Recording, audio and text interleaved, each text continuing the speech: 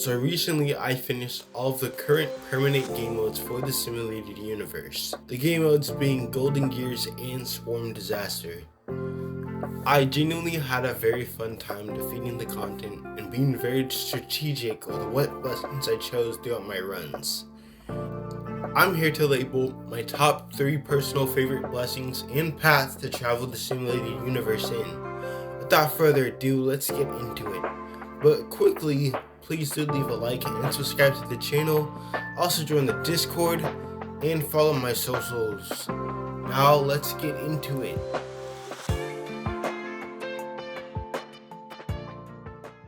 First, let's talk about the different paths in this game and what the simulated universe has their special stat in. Starting with my favorite path, the Path of the Hunt. The Hunt's special stats are speed and crit damage. More specifically on crit damage though. Some great DPS options of this path are Seele, Topaz and Numbi, Dr. Ratio, and Chusong. As a Chusong main myself, I would say that she's extremely underrated and an amazing DPS option. Anyway, these two main stats are really powerful, especially when using Harmony characters like Grania and the newly released Sparkle. These two Harmony characters specialize in giving your characters more crit damage and taking their turns faster. My second favorite path would have to be the Propagation, specializing in your basic attack damage. So characters with enhancement skills like Qingcui, Dan Heng, and I'd imagine Blade and Jiliu would be great DPS options when running these paths. I would say great Harmony characters for this paths are also E1 Grania and E0 Sparkle, since they are both extremely skill point friendly as opposed to the SP hungry units I listed. My third favorite path would have to be the Nihility, which specializes in the debuff damage over time, also known as DOT. So characters like Kafka, Black Swan, Sampo, Gwenithan, and Luca would be the ones to shine on this path. I don't have Kafka myself, but when I use her as a support, she's amazingly easy to use and a great character to help other characters reach their match potential. A good Harmony character to have around would be Ranmei with her break effect efficiency and added break effect damage on the enemies, which makes this path shine even brighter. The Path of Erudition specializes in ultimate damage, so bringing in characters like Argenti and Acheron would be very recommended.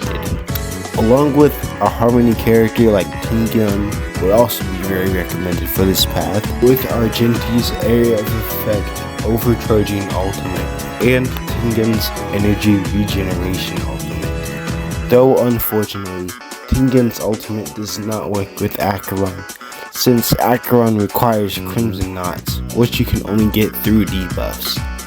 So instead of running a Harmony character, you should run a debuffer like Silverwolf or Pela, or maybe even Black Swan for the 100% defense shred that she's able to provide you. The Elation specializes in follow-up attacks, so I'd recommend characters like Topaz and Numbi, Clara, Himiko, Rita, Dr. Ratio, and Sway as your main DPSs. The Destruction specializes in overall damage output, but often at the cost of HP, so I recommend a DPS character like Clara, Blade, or Arlon. Path of Abundance specializes in healing, so I would say use any character that you like, since not only is it easy to heal on this path, but you get the Path of Resonance, which also heals your entire team after using it. The Slingers are still recommended to play it safe, but you don't have to use it if you don't want to. The Path of Preservation, which specializes in shielding, is nearly another UDU path, since it's extremely easy to get shields on this path. However, the shields given 90% of the time are going to be very small compared to running an actual shielder like Japard, Fushuan, March 7th, or Fire Trailblazer. Fire Trailblazer only hangs on by a thread here since they give extremely small shields. I would still recommend running another debuffer if you think you'll be okay with using a one. But I would still recommend they use a sustainer anyway. Also, quick little editor's note, Bushwan does not give shields. She only gives like damage mitigation, which just reduces damage taken from all enemies. Allies! So, she's not a shielder. That's all I wanted to say. The Remembrance specializes in effect hit rate, so I recommend mainly ice characters like the mascot of the game, March 7th.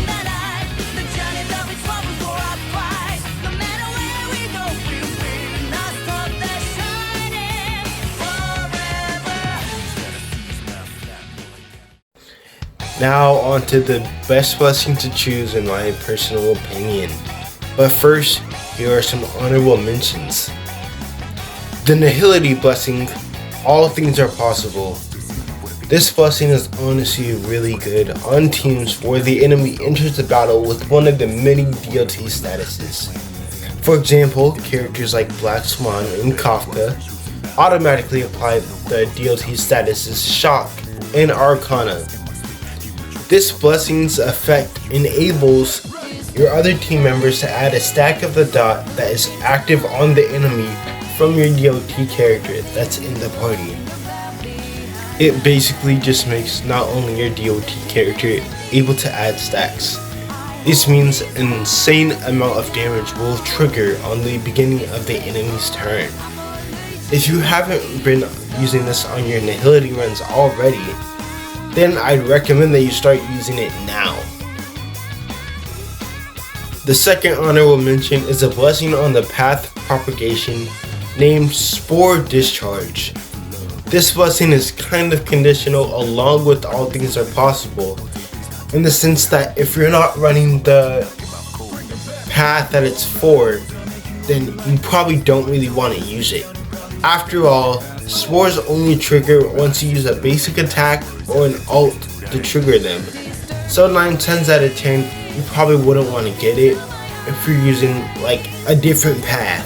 So I definitely say it's a lot more conditional. Overall, it's very great, but pretty limiting. So amazing damage though. Amazing damage. Now, in my top 3 blessings that I love and are extremely universal, meaning you can use them on no matter what path you're on. They're just that good. The number 3, the Hunt blessing, Auspicious Star. This blessing is extremely useful if you want to use your ultimate as often as possible. So it'd be extremely useful on the path of Erudition. This blessing's effects regenerates 60% of your energy charge after you defeat any enemy on the field. The enhanced version gives 100% energy charge. Anyway, this is extremely useful for someone like RJT who actually has 2 slightly different ultimates depending on how much energy he has. This blessing, paired with the other Hunt blessings that 100% action forward your characters, is extremely useful and beneficial to any team that you bring into the simulated universe, and is overall a great choice for a blessing. Number 2, the Nihility blessing, Hela's Other People. The blessing Hela's Other People adds the break effect adjacent to the enemy that was broken. So example, I break an enemy with the weakness of Quantum. Not only would it affect the original enemy, but the enemies that are to the sides of the broken enemy. When you enhance the blessing, then the break effect will happen to all the enemies in the battle. Overall, an amazing blessing to have and utilize, since you can add more break effects to the enemy and not just one. A great DPS choice for this blessing is Shui, since her ultimate and follow-up attacks affects the weakness bar even if the enemy isn't quantum. Last but not least, the best blessing for any run. Number 1, the Hunt Blessing, Imperial Reign. This blessing's effects are extremely powerful and versatile for any team. The blessing Imperial Reign provides you with 1 stack of critical boost, which critical boost gives the current active character 6% crit rate and 12% crit damage. And with the enhanced version, it can stack all the way up to 12 until any ally gets attacked. Any DPS can use this to do a nuked amount of damage in their turn, no matter what path they follow. Overall, another amazing blessing. Anyway, I hope you guys enjoyed the video.